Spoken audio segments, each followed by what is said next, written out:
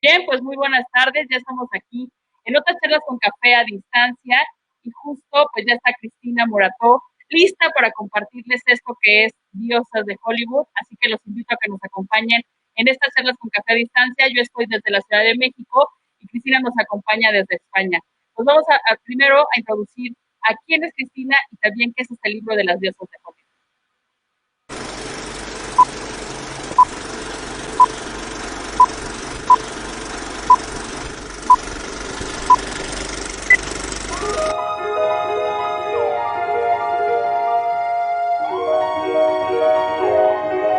En este libro he reunido las historias de 4 grandes actrices de la época dorada de Hollywood que a mí desde siempre me han fascinado. Ava Gardner, Rita Hayworth, Elizabeth Taylor y Grace Kelly fueron las mujeres sin duda más deseadas y fotografiadas de su época. Yo he intentado mostrar el lado quizás más humano de estas auténticas diosas del amor que hicieron soñar a millones de espectadores, porque más allá del lujo y el glamour, fueron mujeres de carne y hueso, vulnerables, tímidas y bastante inseguras. Sus vidas estuvieron marcadas por los divorcios, la soledad, las adicciones y los malos tratos. Todas pagaron un elevado precio por llegar a lo más alto. Estas 4 inolvidables estrellas del siglo XX fueron, desde luego, protagonistas de una vida mucho más intensa y dramática que la de los personajes que dieron vida en la gran pantalla.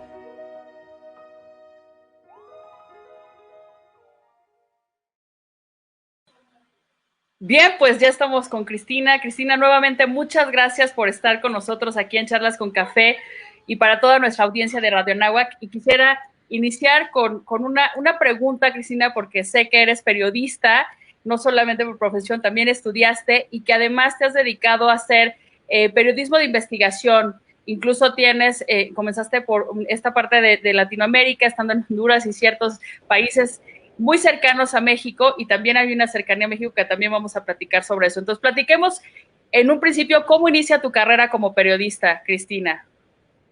Bueno, vamos a ver, yo empecé estudiando periodismo en la Universidad de Bellaterra, en Barcelona. La verdad es que estudiando periodismo yo ya tenía un espíritu bastante rebelde y bastante intrépido, para horror de mi madre, que le hubiera gustado tener una hija más dócil, obviamente, y más amoldable. Pero yo, mientras estudiaba periodismo, Giselle, se me metió en la cabeza que quería ser reportera de guerra, Wow. imagínate.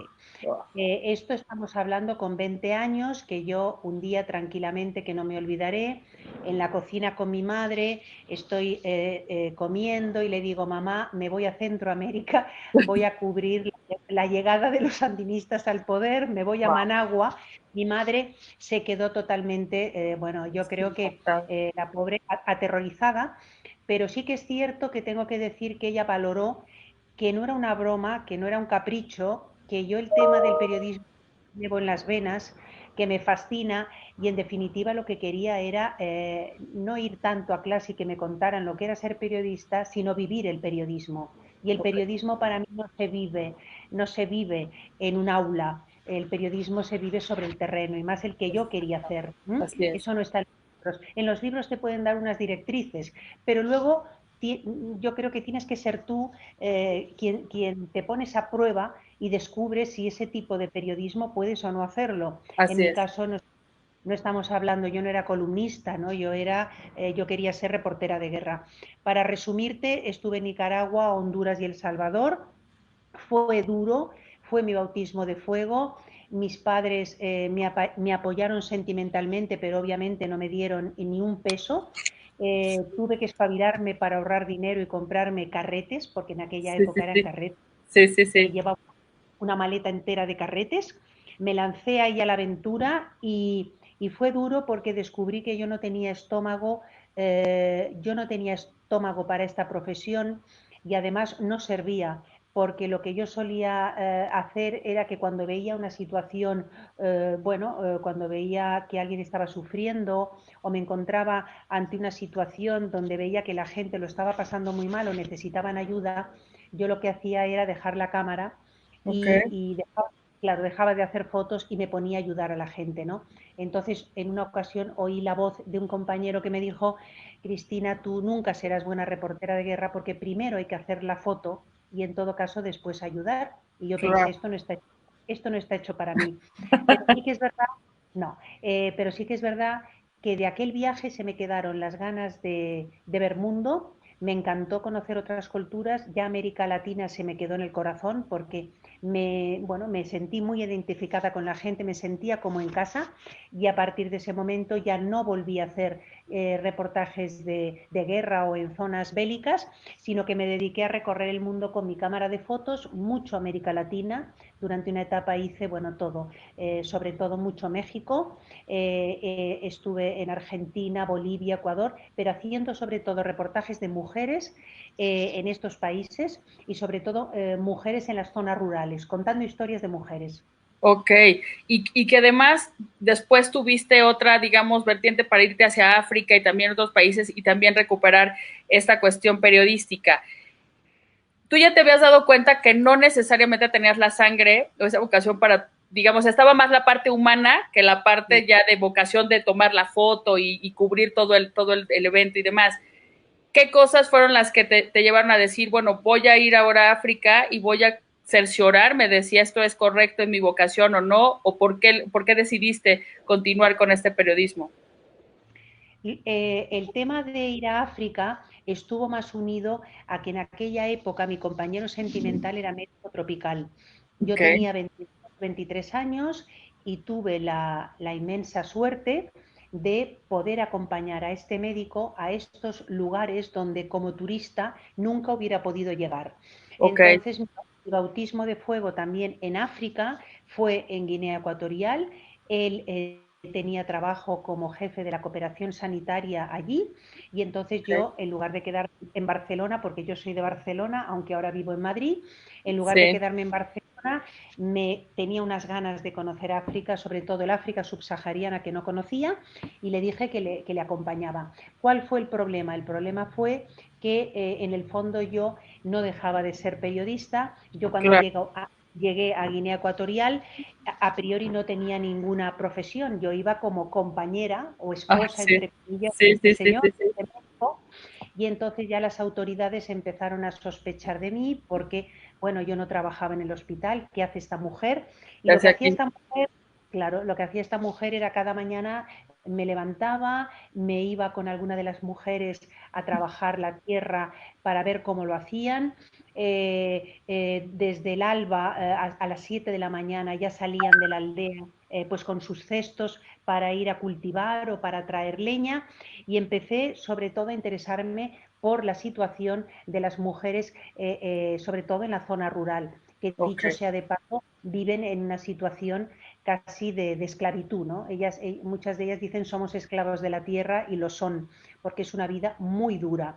Pero hice un reportaje sobre este tema, entonces ya las autoridades sospecharon, dijeron que yo era espía, porque en Guinea Ecuatorial a día de hoy pasa lo mismo, es decir, cualquier persona que vaya con una cámara de fotos fotografiando sobre todo bueno, situaciones que a ellos no les interesa, al gobierno y a las autoridades y sobre todo a los militares, pues entonces ya eres un enemigo.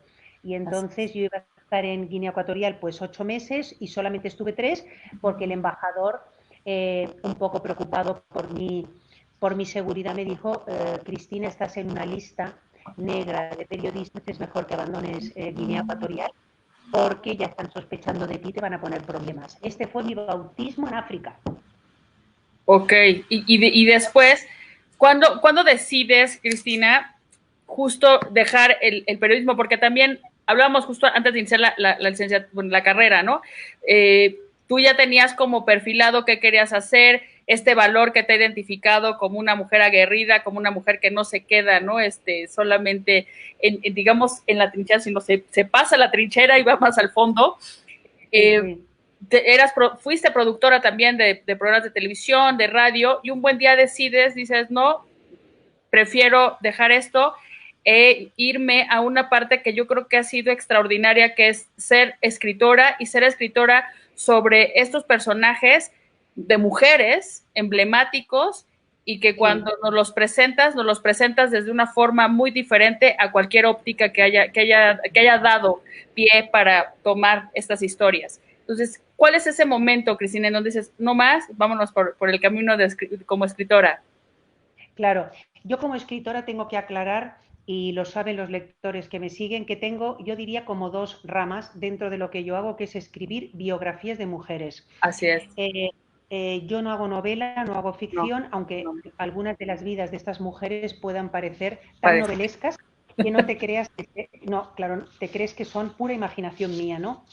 Pero es verdad que por una parte yo en España empecé, sobre todo mis libros empezaron a tener éxito y a tener muy buenas críticas, fueron los primeros libros que escribí, sobre todo Reinas de África, Las Damas de Oriente, Cautiva en Arabia. ¿Por qué? Porque estos son libros donde rescato las vidas de grandes viajeras y exploradoras en distintos continentes. Reinas de África es las exploradoras en el continente negro y las damas de Oriente pues en los países árabes. ¿Por qué tuvieron tanto éxito estos libros? Pues porque no existía una literatura femenina de viajes, porque España, al igual que otros países, bueno, tenemos biografías sobre Cristóbal Colón, Hernán Cortés, todos los grandes sabios y barbudos exploradores decimonónicos, pero no sabemos, bueno, qué mujer viajó a África, si las hubo o no. Entonces fue muy curioso porque yo creo que mis libros vinieron a llenar ese vacío que existía en España. Y fue muy sencillo. Yo es verdad que trabajaba en televisión, llevaba una vida muy cómoda y muy confortable, que no paraba de trabajar, porque trabajar en televisión es que me venía a buscar un chofer a las 9 de la mañana, Giselle, y me dejaba a las 9 de la noche en casa o a las 10. Wow. Era todo el día, ¿no?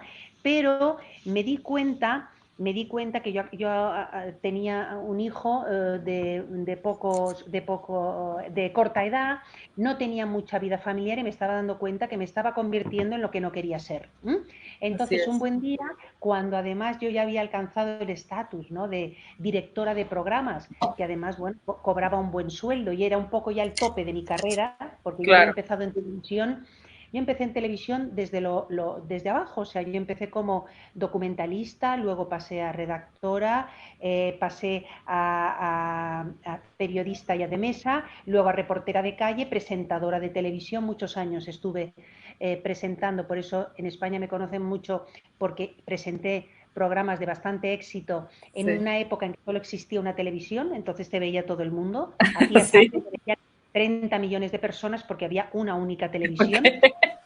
Claro, y entonces, ¿cómo no te van a conocer? Y entonces, cuando ya en la última etapa yo estaba dirigiendo un programa, bueno, de entrevistas y tal, resulta que me llamó una editora y me dijo que, Cristina, nos interesaría mucho, estamos haciendo una colección de ensayos y nos gustaría que tú hicieras lo que es la parte de mujeres y viajes. Wow. Entonces, suponía que yo tenía que, en este ensayo, escribir sobre mis propios viajes, reflexionar sobre mi vida de viajera. A buena hora esta editora me pidió este encargo, que por cierto nunca hice. ¿Por qué? Porque me saqué el carnet de investigadora, porque entonces no existía Google. No era como Okay. ahora, que metes y te sale todo. No, no. Yo me saqué el carnet de investigadora. Vivo muy cerca, además, en Madrid, de la Biblioteca Nacional, y cada vez que paso delante digo las horas que me he pasado yo Sí, en sí, esta sí. biblioteca. Entonces, muy orgullosa, me fui con mi carnet y empecé a investigar, a preguntar si había libros de viajeras, ¿no? Digo yo que si escribo un ensayo sobre viajeras, tendré que saber antes, ¿no? Antes Que lo que Cristina, antecede. las pioneras quiénes fueron. Entonces fue tremendo porque empecé a descubrir infinidad de nombres: peregrinas, cortesanas, amas de casa, antropólogas, Wow. biólogas, exploradoras, viajeras, científicas, que la historia había totalmente invisibilizado, y me quedé tan impactada al pensar que todos estos nombres nos habían sido robados, que estos hazañas tan importantes no constaban en los libros, ni siquiera en los libros de texto, que hablé con esta editora pobre que aún se acuerda de mí y le dije: mira, Carmen, no voy a escribir sobre mis viajes, que mis viajes no son nada al lado de lo que quiero escribir. Y me dijo: ¿qué Okay. quieres escribir? y le dije, quiero escribir un libro sobre viajeras intrépidas y aventureras, recopilando, aunque sea de manera somera, las Sí, sí, sí. historias de ellas. Y así nació Viajeras Intrépidas, que fue mi primer libro. Ok. ¿Y qué fue lo que detonó ya tu carrera? Te seguiste con Las Damas de Oriente, luego viene Cautiva de Arabia. Sí. Quiero, la verdad, te lo decía también, así, terminando tu entrevista voy a descargar, voy a comprar Divas Rebeldes, porque también creo que es un texto, y que nos acerca también a esto de Reinas Malditas, e incluso hay uno que dice, bueno, que es el que le antecede a Diosas de Hollywood, que es Divina Lola, que también me parece que es otra visión, ¿no? De este personaje que también es Lola Montes, ¿no? Que Claro. también así lo recuperaste. Claro, es que como te comentaba, por una parte tengo los libros, que es 3 o 4 títulos que son literatura de viajes, que es por lo que Así es. además a mí me conocen mucho en España, porque me he quedado como que soy la pionera en este género cuando no se escribía, pero luego hubo un momento en que yo dije, bueno, es que no voy a estar escribiendo siempre sobre viajeras, a mí que me interesa escribir sobre mujeres. Y entonces fue cuando di ese paso de publicar un libro histórico que fue Reinas Malditas. Así es. Luego también publiqué Divas Rebeldes y también Diosas de Hollywood, porque esa es como otra parte dentro de mi colección de mi obra, donde son personajes muy famosos, muy conocidos, pero como tú muy bien has dicho, y me gusta, con una mirada mía, ¿vale? Una mirada de mujer. Yo no Así es. creo... No creo en la literatura masculina ni femenina, creo en la buena literatura. Yo cuando agarro un libro, Sí. puede ser un hombre, una mujer, yo lo leo y si al final es una autora, el libro no va a ser mejor ni peor porque sea una mujer. Pero sí que es verdad que tenemos una mirada. Así Entonces, es. en el tema de las reinas es obvio que yo hago una revisión a unos personajes muy maltratados por los historiadores, porque te quedas a día de hoy todavía sorprendida. El libro, que además ha sido, te lo comentaba, uno de los libros de los míos más vendidos En México. en México, Reinas Malditas se sigue vendiendo a día de hoy y Divas Rebeldes también, pero el de Reinas fue una cosa, ¿por qué? Porque los lectores lo que me decían, y además lectores jóvenes, es, mira, Cristina, nunca he leído historia, nunca Sí, me ha interesado las biografías, porque erróneamente muchos jóvenes creen que un libro de biografía va a ser un tostonazo.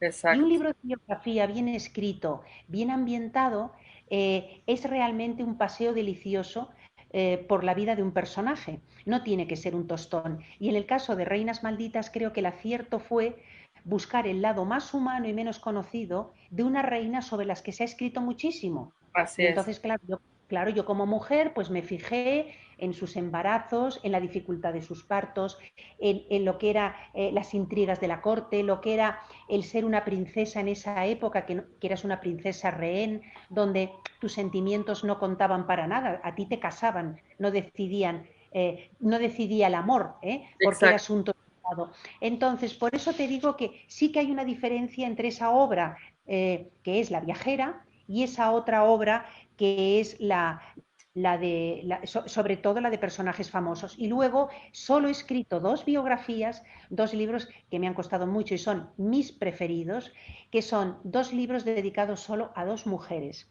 Una Así es. es Cautiva en Arabia, la vida de Ajá. Marga Dandurain, una Ajá. viajera, bueno, en los años 30 por Oriente Medio, que se hizo pasar por condesa, bueno, que Ajá. fue propietaria de un hotel en las ruinas de Palmira, quiso ser la primera occidental en llegar a la Meca y es un personaje para mí muy especial porque por primera vez como escritora lo que pude es conocer a su hijo. Es decir, yo Wow. oí hablar de la historia de Marga Dandurain en un viaje que hice a Siria, a las ruinas de Palmira. Me hablaron de Ok. una tal Marga Dandurain, propietaria de ese hotel Zenobia que está al lado de las ruinas y entonces yo, como soy más periodista que escritora, porque lo que soy es periodista, a mi regreso a Madrid, yo dije, este personaje no puede haber existido, esto es ficción.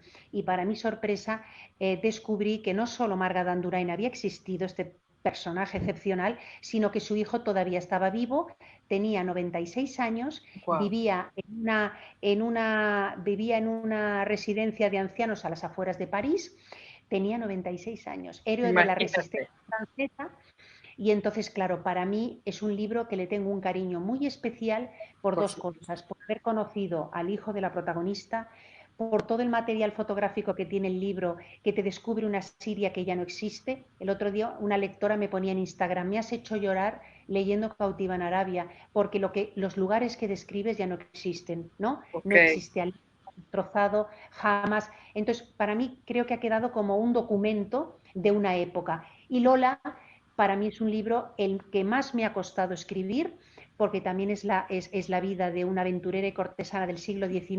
Por He supuesto. introducido diálogos y entonces, querida Giselle, si te tienes que leer un próximo libro mío, no te leas Vidas, porque ya te has leído Diosas, Así es. ¿vale? Sobre todo, por favor, hazme caso que te Cautiva en Arabia o Divina Lola. Así lo haré y prometo escribirte, ¿eh? Porque sí, me atrapa, me seduce tu estilo, tu prosa. Son dos vidas que ya me comentarás, ya me Así comentarás. es. Oye, es momento de dar este salto justo al libro que, Sí, oye, he visto que tienes una promoción desde el año pasado, o sea, desde el año pasado estás en entrevistas y demás, y creo que en México ha sido un libro que también ha sido muy bien aceptado y sí, quisiera concentrarme sobre todo porque te lo decía antes de iniciar también la entrevista. Me gustó que pude ver o pude conocer más de estas historias de cuatro grandes mujeres hermosas, íconos de esta época que le llaman de sí, oro del cine Hollywood, pero sí, además entrar a esta cuestión de toda vamos a decir, cómo se manejaba ese negocio. O sea, hiciste como estas biografías de cada una, dándonos datos muy interesantes, algunos no conocidos, y mostrándonos lo que te decía, lo más humano, porque lo sí, más sí, humano que tenemos todas las personas es esa herencia de familia que tenemos, esas experiencias de vida y también lo que se va sí, construyendo. Entonces, sí, muchos podemos decir, cuando decimos Ava Gardner, bueno, y te lo digo como mujer, guapísima, se me sí, hace así como una mujer, o sea, no sé, que si la veías, inmediatamente tenías que, o sea, decir o expresar alguna sí, emoción. No, digamos, y ni siquiera le resto a las siguientes, ¿no? Por ejemplo, cuando veo lo de Rita Hayworth, también digo, wow, o sea, no solo su belleza, sino los personajes sí, que interpretó, saber cómo sí, le sí, elegían estos directores y en qué momento.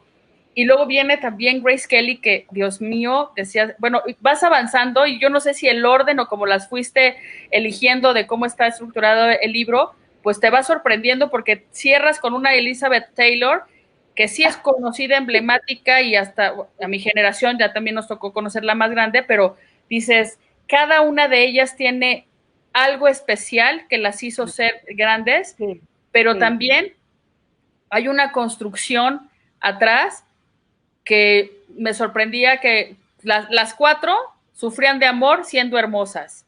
Las sí. cuatro exitosas Es en el sentido tremendo. que tenían carreras y sufrían de este tipo de cosas.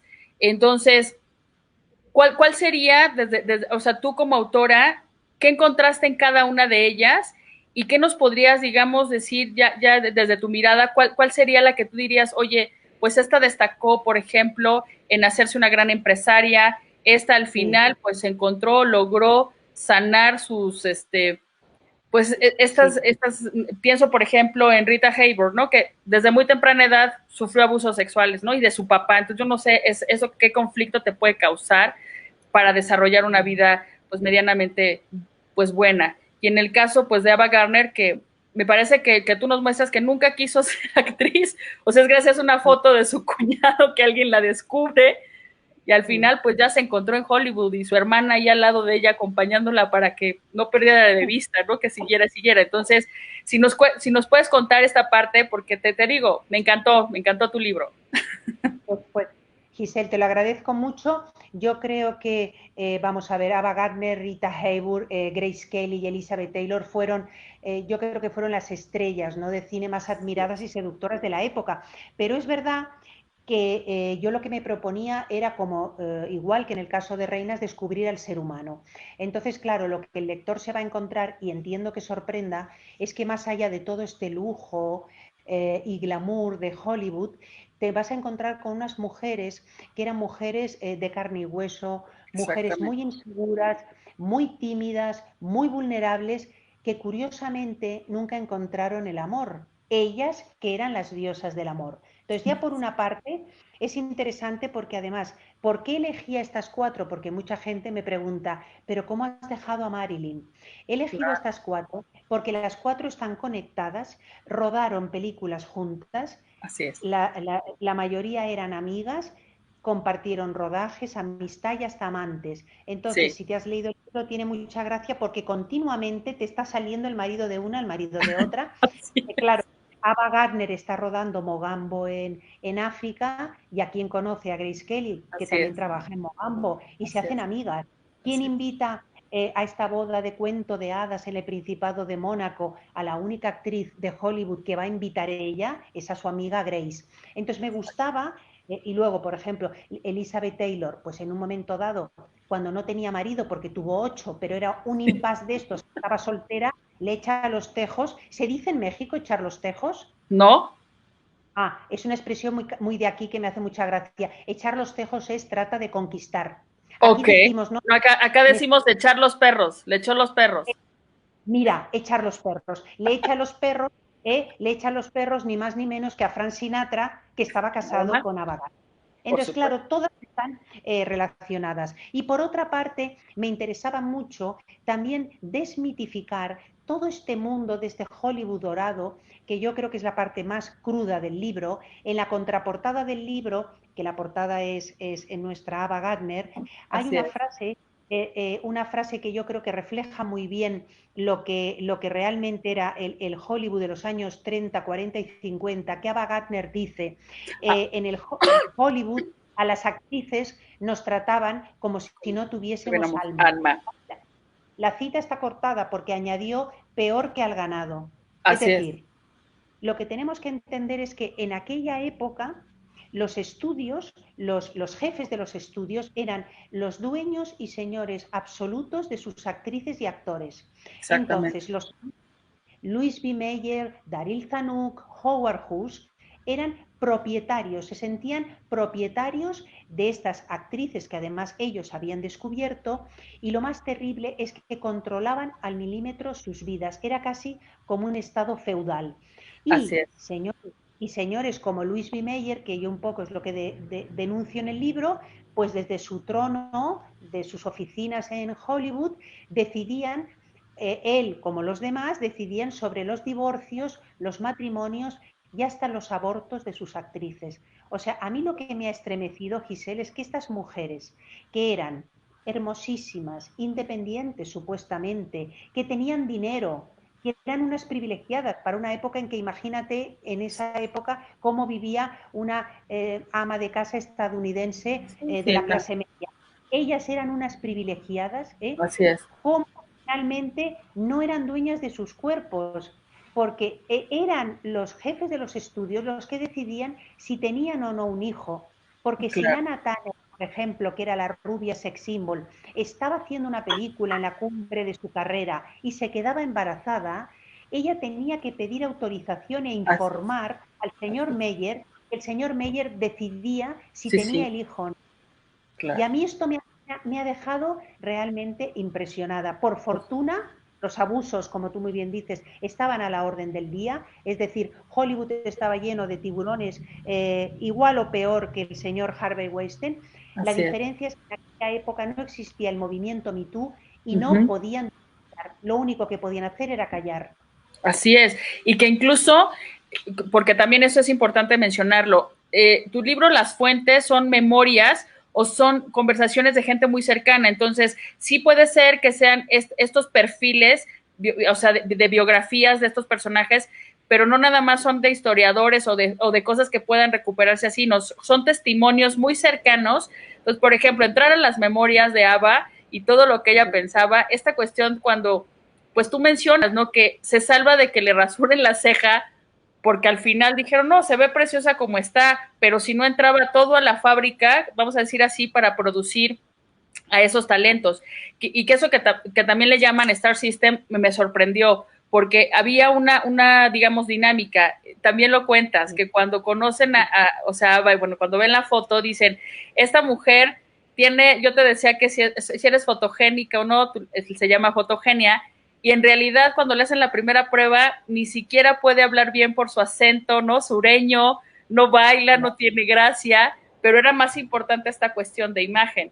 Entonces, también nos vas contando esto, o sea, que en ese momento privaba esta cuestión de qué también fotografiaba en la imagen, en el cine, y ya lo demás lo ibas desarrollando, hasta con la dicción, ¿no? Tenían clases de dicción. Claro, lo más importante, Giselle, en aquella época, primero hay que entender que eran chicas muy jóvenes, muy vulnerables, que llegaban con 19 o bueno, 18 años a cumplir su sueño en Hollywood. ¿Qué ocurría? Efectivamente, lo más importante era esa primera prueba que hacían de imagen, porque lo que tenían que tener era fotogenia, no belleza. Fotogenia, porque hay actrices bellísimas que sin embargo la cámara no las quiere. En cambio, las 4 elegidas eran mujeres con una gran fotogenia. ¿Cuál era el problema? El problema es que de estas 4 hay 2 casos, el de Ava Gardner y Rita Hayworth, que no quisieron, que no querían ser actrices, a diferencia de Elizabeth Taylor, que desde pequeñita ya le dijo a su mamá cuando vio una película de Shirley Temple, con 7 años le dijo, mami, yo quiero ser como Shirley Temple, quiero ser actriz. Y la madre se quedó y dijo, vale. La madre, que era una actriz frustrada, dijo, no te preocupes que yo te haré triunfar en Hollywood. Y Grace Kelly estudia arte dramático, desde joven quiere ser actriz.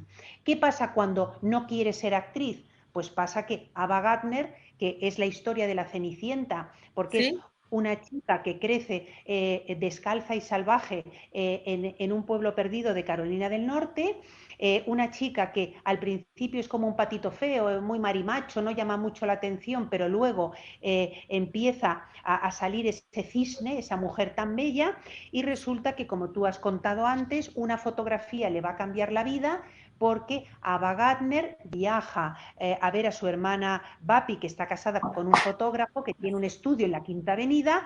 El fotógrafo Larry Tal ve a esta chica de 17 años, bellísima, le hace unas fotografías que en principio tienen que... Exacto, esta es la fotografía que le va a cambiar la vida a Ava Gardner. Además, una fotografía un poco cursi, así, que parece una pastorcilla, pero esta fotografía la va a exponer, queda expuesta en el escaparate de la tienda. ¿Qué ocurre? Que finalmente un cazatalentos ve esa fotografía, hablan con un productor de la Metro Goldwyn Mayer, que además las oficinas estaban también en la Quinta Avenida, y le hacen esa prueba. Y le hacen esa prueba a una muchacha que, como tú muy bien has dicho, cuando el señor Louis B. Mayer vio la prueba, dijo esa célebre frase, Dios mío, no se la entiende.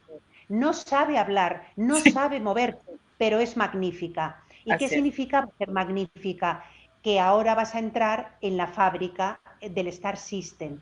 Te vamos a cambiar tu imagen, te vamos a cambiar tu nombre, te vamos a inventar una biografía, porque se inventaban las biografías, y lo que vamos a crear es una estrella. El gran problema cuando lees el libro es que muchas de estas mujeres, la imagen que daban en la gran pantalla, nada tenía que ver cómo eran ellas.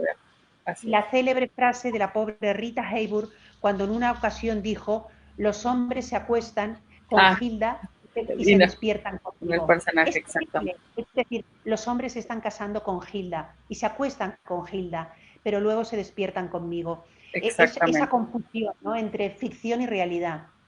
Y que además, justo esto que mencionas, en un momento dado eran admiradas por esa imagen proyectada, pero en realidad no eran necesariamente sus historias.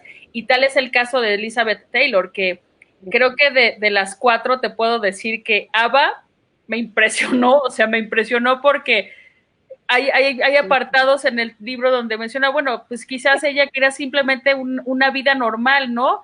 Como el lugar en donde nació, casarse, tener hijos y no más. O sea, pequeños incidentes como el viaje a Nueva York con su hermana mayor, que la hermana la buscara, que la acompañara a Hollywood a la prueba, o sea, hicieron que la carrera se hiciera. Y el caso de Elizabeth Taylor, que yo creo que fue el personaje que se reinventó a tiempo y que además tuvo esta visión de negocio como figura pública. O sea, podemos hablar que lo que resultó, dijeron, bueno, ya me hicieron esto, ahora, ¿cómo me mantengo? Porque además le demostró a todo el mundo que lejos de ser esa imagen bonita o esa imagen admirada de diosa de Hollywood, también era capaz de ser una gran intérprete, una gran actriz. Entonces... Yo debo reconocerte, Giselle, debo reconocer que Elizabeth Taylor, de todas, a priori, ves, sin investigar, porque de verdad que estas mujeres, todos hemos oído hablar de ellas, pero luego no conocemos al detalle sus vidas, ¿no? Sí. No era la que, digamos que era la que peor me caía, es decir, no, yo, Elizabeth Taylor, claro, yo por mi generación y por mi edad, la imagen que tengo de Elizabeth Taylor no es la imagen de mi madre. Claro. Mi madre era la imagen de Elizabeth Taylor haciendo gigante, haciendo claro. la gata sobre tejado de zinc, la imagen mía era una señora en silla de ruedas con unas túnicas, unos pelucones así, toda enjollada, ¿no? Era una mujer, además, muy ostentosa, me parecía siempre, pero luego, efectivamente, ha sido una de las cuatro, te doy toda la razón, es quizás la más inspiradora, la única que además supo agarrar las riendas de su vida, porque Elizabeth Taylor tuvo toda su vida una salud muy mala, una salud muy delicada. Antes de cumplir los 40 años ya la habían operado en 27 ocasiones. Tenía dolencias de espalda, era una mujer que había estado muy enferma y había estado, claro, en 4 ocasiones al borde de la muerte. Y nos encontramos a esta Elizabeth Taylor, que es una constante superviviente, que cuando ya el cine le ha dado la espalda, cuando es una mujer que está gruesa, que está más deteriorada, que ya no es la belleza de antaño, ella dice, bueno, me tengo que reinventar. Y mucho antes que Victoria Beckham, que Beyoncé, que todas estas perdona de ahora, perdona, estuvo Elizabeth Taylor, que se le ocurre crear un perfume con su nombre, mira qué belleza, porque ella era una mujer que le gustaban mucho los perfumes y lanza el perfume Passion, luego What Diamonds, que todavía se comercializan, y gana una fortuna con sus perfumes y fragancias. Para que te hagas una idea, en el año 2011 la fortuna de la señora Elizabeth Taylor ascendía a $600 millones. Nada Era más. una de las mujeres más ricas de América. Te juro que en cada una te encuentras, empatizas con cosas, te gustan, ¿no? Lo que hacen y demás. Pero para mí Elizabeth fue ese ejemplo de decir, nunca digas se acabó tu carrera, porque justo en ese momento empieza la nueva carrera que te tienes que inventar. O sea, siempre hay oportunidad de hacerse. Hay también esto que ahorita hay algunas preguntas que están dejando, pero hay una que yo te quiero hacer sobre cómo haces el proceso de investigación y de construcción, porque nos vas llevando de la historia desde dónde nacieron y cómo se va, justo también lo mencionabas, cómo se van relacionando con estos personajes icónicos de Hollywood, no solo actores y actrices, sino también nos hablas de una industria que para aquellos que nos están viendo, que son estudiantes de nuestra querida Universidad de Anáhuac, que quieran saber más desde esta óptica que tiene Cristina Morató, bueno, pues pueden acercarse a Diosas de Hollywood. Entonces, ¿cómo construyes estas pequeñas biografías, pero además que le vas introduciendo todos los datos históricos, esta parte, te digo, de los grandes estudios de cinematografía en Estados Unidos? Creo que lo hiciste extraordinariamente bien. No, te agradezco. Es un puzzle, Giselle, es lo más difícil. Primero, en el caso, por ejemplo, de mis libros, como los libros de las viajeras, a mí no me crea tanto estrés o tanta tensión o tanto respeto porque estás escribiendo sobre personajes anónimos, no lo olvidemos.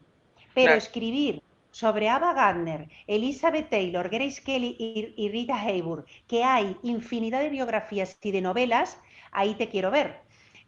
Entonces, yo creo que el hecho de ser periodista pesa mucho. Entonces, ¿yo qué he utilizado? Yo me he leído todas las biografías que hay de estos personajes, pero aparte, como tú muy bien has apuntado, he intentado dar el lado más humano, sobre todo recurriendo a las memorias. Tanto Ava Gardner como Elizabeth Taylor escribieron unas memorias que además creo que fueron muy sinceras, escribían contando bastante claro lo que les pasó. Incluso Elizabeth Taylor en sus memorias, que luego si quieres lo hablamos un momentito, ella contó los malos tratos que sufrió por parte de sus parejas en una época en que no se hablaba de ¿Ves? violencia de género ni violencia machista, cuando otras cosas que me han sorprendido del libro y que sorprenden a mucha gente es que tanto Ava Gardner como Rita como Elizabeth Taylor, las tres fueron víctimas de la violencia machista por parte de sus parejas o de actores con los que vivieron romances.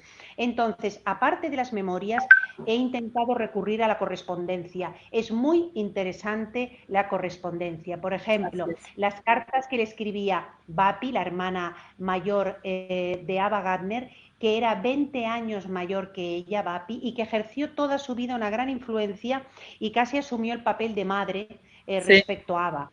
Y sí. luego son maravillosas las cartas de amor que publicó Elizabeth Taylor, porque a lo largo de su vida ella guardó todas las cartas, más de 100, que le escribió el gran amor de su vida, que fue Richard Barton. Entonces, a la muerte de Richard Barton, y cuando ella ya era bastante mayor y bastante rica, no lo hizo por dinero, lo hizo porque quería demostrar al mundo que su relación, a pesar de la imagen que dieron, era una relación de amor, ¿no? Las cartas son maravillosas porque creo que se entiende perfectamente esta relación de amor y odio que tenían, esta relación de ni contigo ni sin ti, ¿no? O sea, Sí, sí, hoy un sí. día, hoy te pego, hoy nos hemos emborrachado, yo no puedo seguir contigo, pero no puedo dejarte. Entonces, creo que tanto las memorias como las cartas, unido también a revistas de la época, que es muy interesante, revistas como Confidencial, que destapaban los trapos sucios de las estrellas y que Exacto. pueden consultarse, es un buen material. Y que hay que invitar también a que justo en tu libro todo el tiempo estás Sí, refiriendo a esas fuentes desde las cuales te basaste, y lo cual también sí, me parece fantástico. Oye, si sí, te sí, sí, parece, vamos a estas preguntas porque nos quedan sí, poco menos de 5 minutos para terminar. Pero mira, Mariana Navarro perfecto. Cristina dice, has escrito de grandes mujeres desde Eugenia Montijo hasta Grace Kelly. ¿Cuál ha sido la que más te ha marcado y por qué de estas mujeres sobre las que has escrito? Pues casi lo he contestado antes, creo que el personaje que más me ha marcado, a pesar de que está lleno de luces y sombras, porque es un personaje que no es una santa, entre comillas, es una mujer con mucho lado oscuro, yo diría que la que he disfrutado más ha sido Marga Dandurain, Ok. porque me permitió además conocer Siria y viajar a este país. Y a su hijo que mencionabas, que conociste también a Sí, su hijo. Hay, la protagonista es cautiva en Arabia. así es. Está también, dice, ¿con qué personaje de los que has investigado te identificas más? Wow. Uy, yo la verdad es que me identifico un poco con una parte de casi todas, ¿no? Yo creo que tengo la rebeldía de Marga, tengo también un poco la temeridad de Lola Montes. Hombre, no soy cortesana porque nunca he sido ¿No? cortesana, ni creo que... Pero sí que es verdad que yo escribo sobre mujeres que admiro y sobre las que de alguna manera me siento identificada, ¿no? Hay una frase que me encanta de la señora Eleanor Roosevelt, que es otro personaje fascinante, que decía lo siguiente, y quédate con esta frase: las Sí. mujeres que se portan bien no pasan a la historia. Ok. Y Ya me nos encanta, o dijiste sea, todo, ya nos dijiste, pues sí, porque aquellas que son rebeldes, que se atreven a ir en controversia, disruptivas, claro, por supuesto. esas pasan a la historia. Así es. Oye, dice también, ¿con cuál libro podríamos empezarnos para acercar a tu historia, bueno, a tu prosa? ¿Qué nos decías, no? Cautiva de Arabia también nos decías, o cuál sería el Mira, primero que no, recomendarías? yo creo que para los jóvenes que me están escuchando, porque entiendo que qué edades tienen, Giselle, los que, que nos Entre están escuchando, 18, 21, 22, más o menos. vale, pues clarísimamente Divas rebeldes y Reinas malditas, ¿Ok? Sí, porque sí. son dos libros de fácil lectura. Diosas de Hollywood, obviamente te tiene que gustar mucho el cine y la época de Hollywood, pero en cambio Divas, como tienes a Audrey Hepburn, tienes a Coco Chanel, Coco tienes Chanel, claro.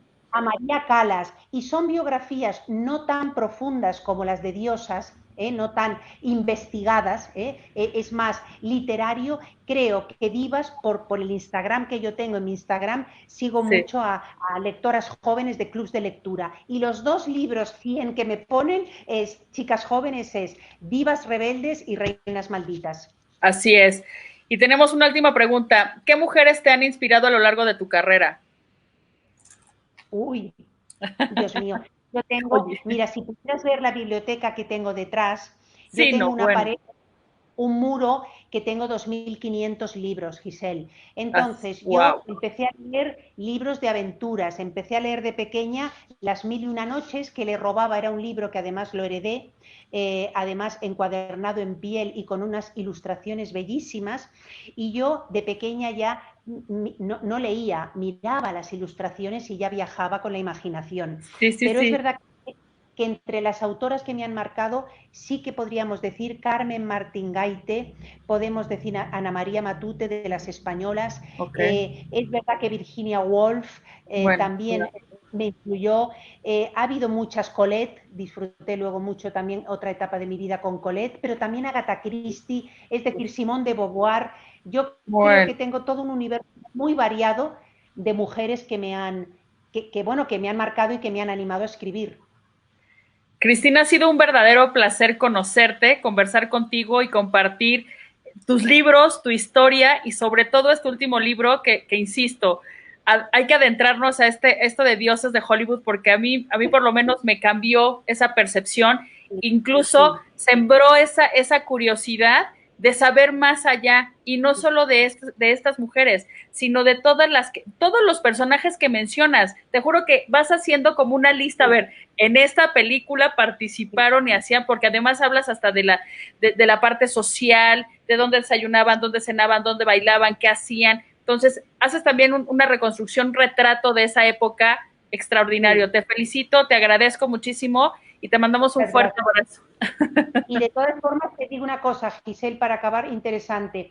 En una ocasión, un periodista que me entrevistó hace unos días me dijo, tú, qué pena, ¿no? Porque las has desmitificado a estas cuatro grandes diosas. Y yo le dije, no es desmitificar, es humanizar. Yo creo que al Exacto. contrario, después de leer el libro, cuando te das cuenta lo vulnerables que han sido, lo que han sufrido, todo lo que han tenido que el precio tan elevado que han tenido que pagar para llegar tan lejos, yo creo que en lugar de desmitificar lo que haces es todavía admirarlas más. Y a mí ahora me pasa cuando veo películas, el otro día pusieron aquí en televisión española Hilda, y yo me di cuenta, Giselle, que Hilda ahora yo la estoy viendo con otros ojos, Claro. porque estoy pensando lo que estaba sufriendo Rita Hayworth cuando Sí, estaba interpretando a Hilda en la cumbre de su carrera, que claro. acababa de cortar Orson Welles, que ya no tenía esposo, que estaba con una niña a su cargo, que estaba sufriendo el acoso terrible de este, bueno, depredador sexual que era el señor Harry Cohn, el Así es. mandamás de Columbia Pictures. Entonces, creo que lo interesante del libro es que al final ahora, si ves las películas, las ves con otros ojos. Totalmente, totalmente. Así es. Y Muchísimas gracias a ti, gracias. de Muchas gracias. verdad. Sí, ha Me ha sido encantado. increíble, de verdad. Me encantó conocerte. Ya te dije, te seguí desde antes, le leímos antes entre una egresada y tu servidora y ha sido una grata, grata, grata sorpresa y una grata charla. A todos los que se Me conectaron, alegro y nos gracias. conoceremos. Sí. Mande, perdón. Y espero que nos conozcamos, porque como siempre voy con mis libros de gira por México, yo espero que con el siguiente, que todavía no sé cuál será, todavía no lo sé, espero conocerte en persona, Giselle. Va a ser un verdadero placer y honor y hacer algo en la universidad, que nos presentes, podemos Prometido, hacer algo. Conste, ¿eh? vale, prometido, prometido que voy a la universidad y organizamos algo. Ya está, y quedó grabado y se va a subir a Facebook, ¿ok? Que conste. A todos los que se conectaron, Muchas muchas gracias gracias. por sus preguntas, sus comentarios. Igualmente, bueno, estén pendientes de nuestras redes sociales para nuestros próximos Facebook Live. Gracias, un abrazo hasta España, querida Un Cristina. abrazo desde Madrid. Adiós a todos. Adiós, Chao, bye, chao. bye, bye. Chao, chao. Gracias.